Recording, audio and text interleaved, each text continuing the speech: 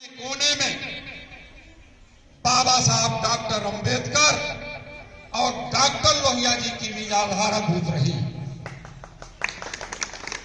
मैं आप सभी लोगों को धन्यवाद देता हूं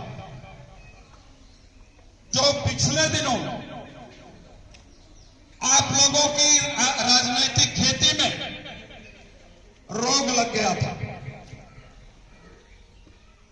बड़ा रोग लग गया था। माननीय नेताजी जब चुनाव लड़े थे उस समय आपकी भोगाओं की राजनीतिक जमीन पर रोक लगा हुआ था।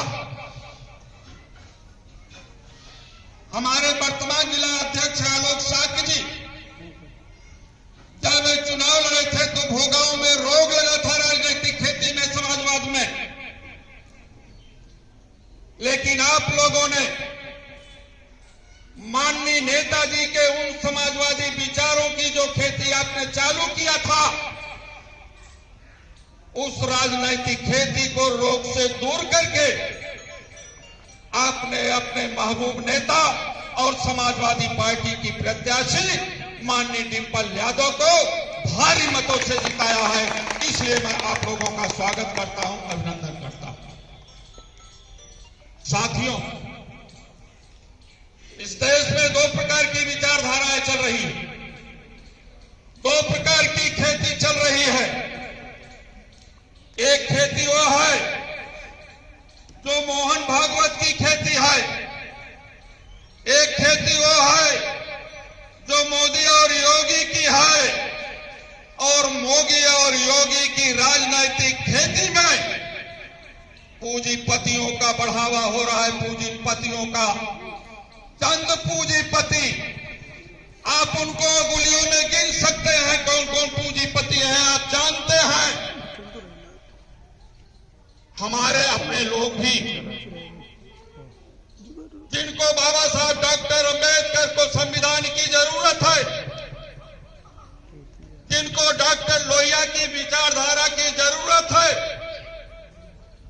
और जिस जमीन को आदरणीय नेताजी ने आपके सहयोग से जोत बो करके मजबूत करने का काम किया था, ये सामंतवादी व्यवस्था के लोग आपकी खेतों पर नजर लगा रहे हैं, टुटका मार रहे हैं कि ये समाजवादी पार्टी की खेती अच्छी न रह पाए।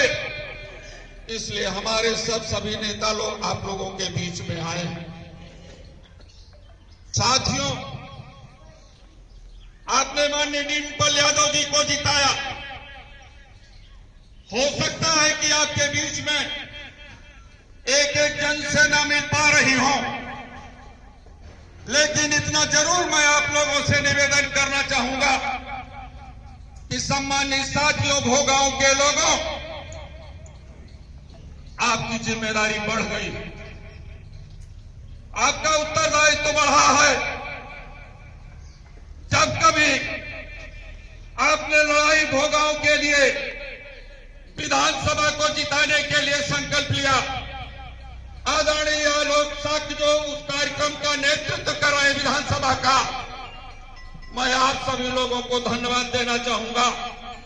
जो आप लोगों ने ताकत दिया है, जो आप लोगों ने एक जाबाज चेहरा आलोक साक्य को पैदा किया है, वो भोगांव से निकल करके अब पूरे मैनपुरी में जो भारतीय जनता पार्टी अपना चट्टान पैदा कर रही है, उस चट्टान को धराशायी भोगांव के लोग आप लोगों को मैनपुरी में पूरे लोकसभा में करा रहे हैं। इसलिए आप लोगों से निवेदन करते हुए, अपनी जिम्मेदारी का निर्वहन करते हुए, आने वाला वो दिन जो 27 तारीख से कार्यक्रम चालू होने वाला है, 27 तारीख का कौन सा कार्यक्रम है? माननीय हमारे जिले के महासचिव, ये केवल जिले के महासचिव ही नहीं है, इनके बारे में आप लोग का बाखूबी जानने का काम करते हैं। राष्ट्रपति अवार्ड मिला, राष्ट्रपति अवार्ड, और राष्ट्रपति अवार्ड जो भारत का सबसे बड़ा पद होता है, राष्ट्रपति से बड़ा कोई पद नहीं होता है। और राष्ट्रपति अवार्ड आपके बीच में पलवित पुष्पित शिक्षा जगत के मूर्धन्य विद्वान प्रधानाचार्य रहे आदरणीय राम नारायण बाथम जी इस मैनपुरी माटी की उपज है, जिनको देश का सबसे बड़ा व्यक्तित्व राष्ट्रपति पुरस्कार से सम्मानित किया। हो सकता है कि आप इनको हल्के मानते हैं, क्योंकि आपके बेटे हैं, आपके भाई हैं। आलोक साग जी को आप हल्का फुल्का मानते हो, आपके बेटे हैं, आपके भाई हैं, लेकिन इन्होंने जो संकल्प लिया है माननीय नेताजी के सपनों का भारत बनाने के लिए, उन नेताजी के सपनों को भारत बनाने के लिए हो सकता है कि आपके बीच में कम आ पावे। इनकी जिम्मेदारी केवल मैनपुरी तक ही सीमित नहीं है। जब चुनाव आ जाता है, नजदीक आ जाता है, अभी मध्य प्रदेश का चुनाव, राजस्थान का चुनाव, झारखंड का चुनाव होना है, माननीय राष्ट्रीय अध्यक्ष जी का आदेश हो जाएगा तो वहां भी आप लोगों को जाना पड़ सकता है। इसलिए हो सकता है वोट पढ़ने के दिनों में आप लोगों से न मिल पावे, लेकिन आप लोग समाजवाद के नारों को, जिन पर माननीय राष्ट्रीय अध्यक्ष अखिलेश जी का बहुत बड़ा भरोसा और विश्वास है आप लोगों पर, इसलिए भरोसा और विश्वास है कि आप लोगों ने जो ताकत भोगाओं से भरी है, जो हुंकार लगाई है, वो हुंकार मैनपुरी तक न सीमित रह जाए, वो हुंकार दिल्ली की पार्लियामेंट तक चली जाए।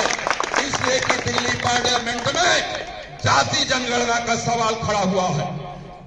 ये बीजेपी के लोग, मोदी और योगी के लोग, मोहन भागवत के लोग आपकी तरक्की में बाधा डाल रहे हैं, जातिगत जनगणना नहीं करा रहे हैं, महिलाओं के आरक्षण का विरोध कर रहे हैं।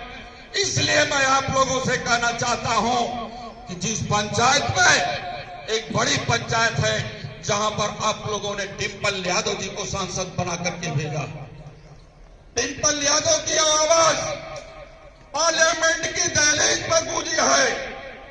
उन्होंने मोदी से सवाल किया था, ए प्रधानमंत्री बताओ, जो तुमको पिछड़ों और दलितों ने, अगड़ों ने, तमाम सारे लोगों ने वोट दिया, जिससे आप प्रधानमंत्री हो, और ये योगी जो मंदिर को छोड़ करके दिल्ली के दरबार में आया है, आप बताओ, जिनकी ताकत से प्रधानमंत्री हो, उनके विकास का दरवाजा क्यों बंद रखे हो?